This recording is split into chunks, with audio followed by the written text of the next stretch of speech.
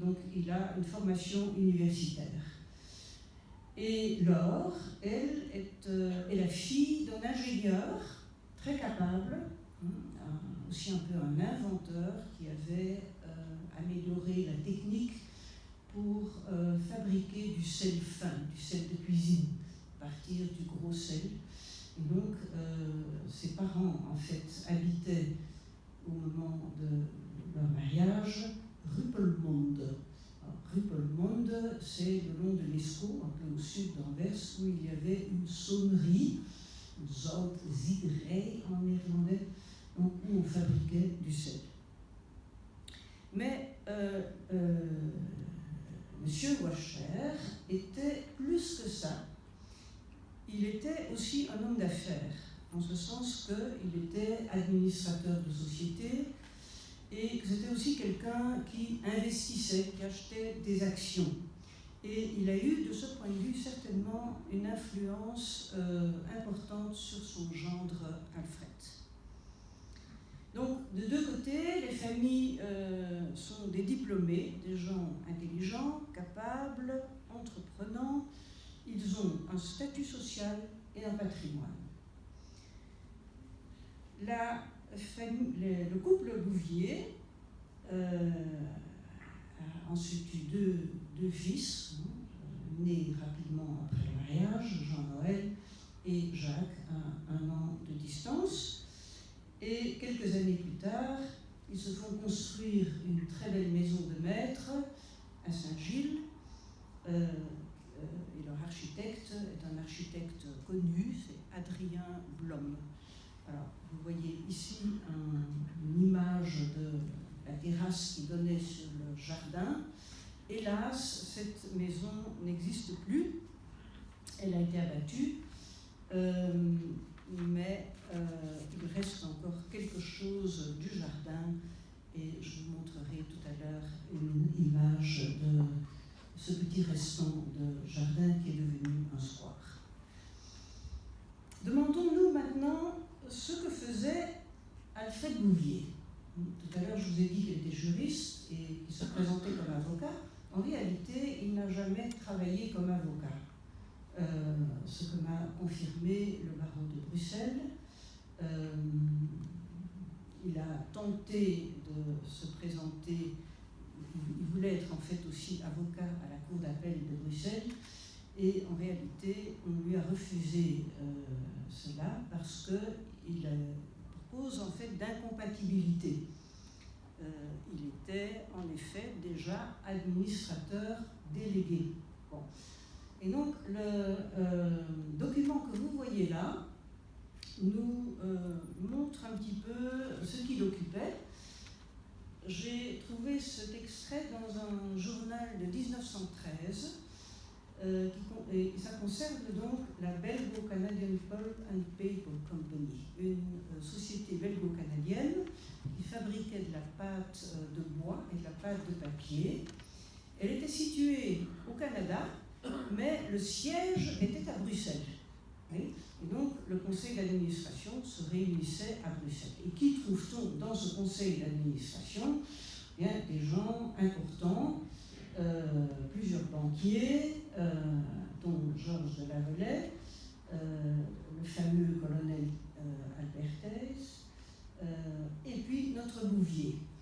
Et ça nous apprend qu'il était donc à ce moment-là administrateur délégué de la Belgo-Canadian Pulp et qu'il était aussi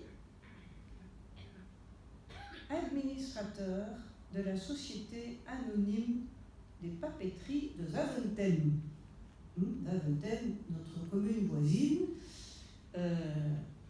Voilà une image des papeteries de Zaventem, qui était une entreprise très florissante, qui fabriquait surtout du papier pour les journaux. Or, les journaux sont évidemment, à l'époque, le seul moyen d'informer et de communiquer avec le public. Donc, il y avait là un filon assez intéressant.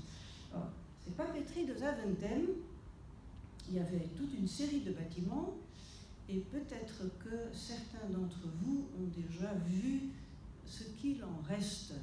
Une partie des bâtiments ont été restaurés et s'appelle Quartier Papier. Si vous ne connaissez pas, je vous recommande, c'est très joli, c'est très beau et ça sert aux événements.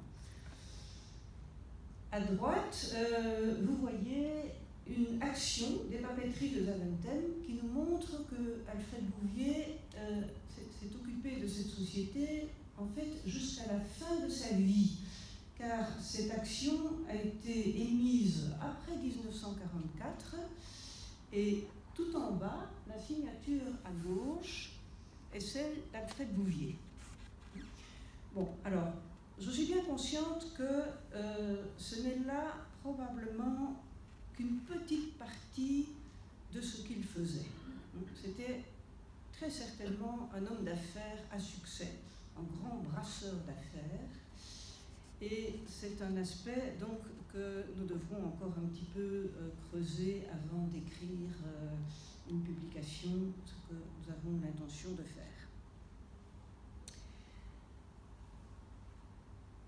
Voilà. En dan kom ik tot het tweede deel, de oorlog.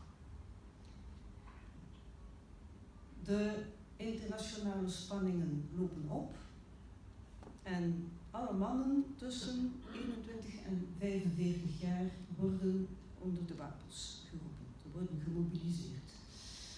Als u zich herinnert, Alfred Bouvier is geboren in 1968 en dus ontsnapt hij eigenlijk aan de legerplicht. Hij is nooit moeten gaan vechten samen met het Belgische leger, want hij was over de 45 jaar.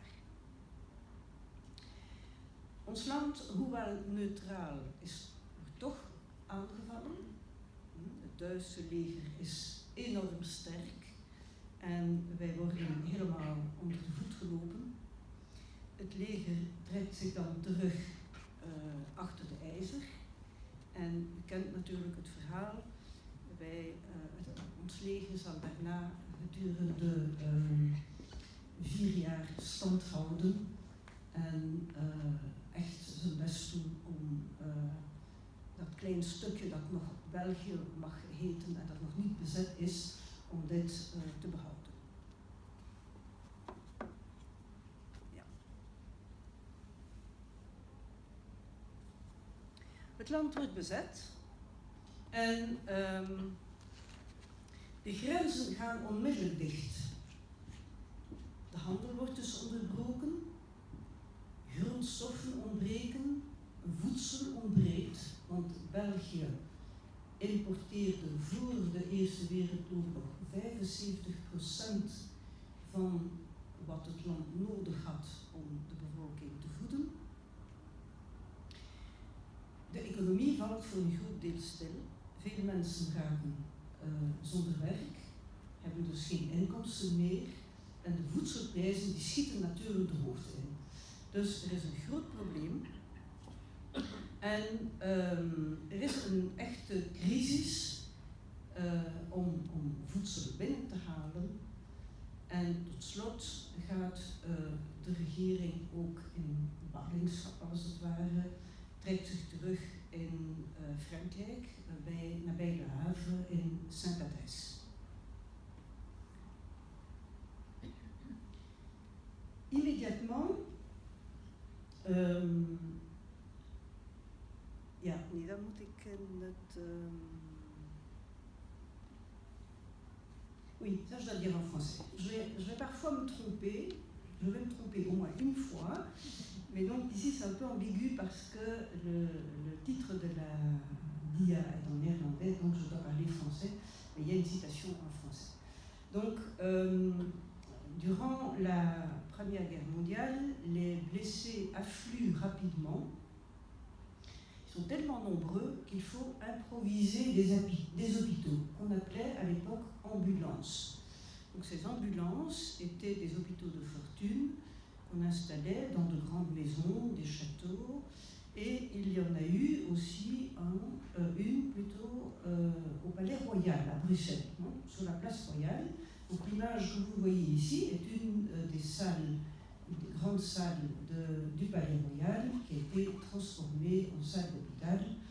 Vous voyez l'équipe de médecins et d'infirmières et tous les lits qui sont installés sous les plafonds peints et les lambris de cette grande salle.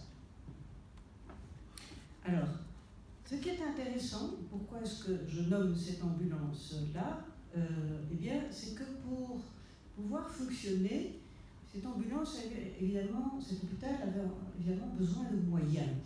Et donc, on a fait appel aux banques, aux entreprises et aux personnes nanties. Et nous avons trouvé sur Internet un petit document sur cette ambulance qui nomme les généreux donateurs qui ont permis à l'ambulance de fonctionner. Et en dernier lieu, vous voyez M. Alfred Bouvier. Voilà. Donc, il était déjà connu comme quelqu'un qui avait une position et qui avait une fortune considérable. Encore mieux, je vous ai parlé il y a un instant de la crise alimentaire. Il y a eu alors une très belle initiative dont les initiateurs étaient Ernest Solvay et Émile Franqui. Ils ont instauré un comité national de secours et d'alimentation. Alors, l'image que vous voyez est une réunion de ce comité national qui s'est tenue à la Société Générale de Belgique. Et vous voyez là une assemblée de tout ce que la Belgique compte de personnes importantes. En premier lieu, monsieur, oui, je pensais avoir une petite flèche pour pouvoir montrer, mais ce n'est pas le cas. Donc il y a un monsieur qui regarde le public, voilà, qui fixe le public et que vous reconnaissez. Ça, c'est Émile Franqui. Et en face de lui, à la table, le monsieur qui a un geste d'autorité comme ça, c'est Jean de Mérode, grand maréchal de la cour et un proche d'Albert Ier. Donc le but de ce comité, c'était de faire en sorte que la nourriture soit importée et distribuée à la population.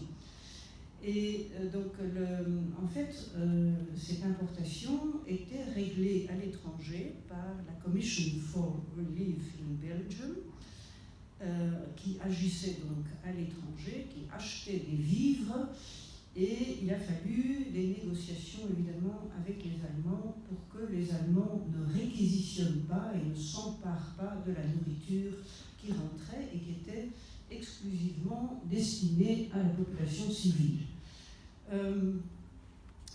Ce comité national agissait donc comme un réseau de 125 000 personnes qui distribuaient de la nourriture partout dans le pays.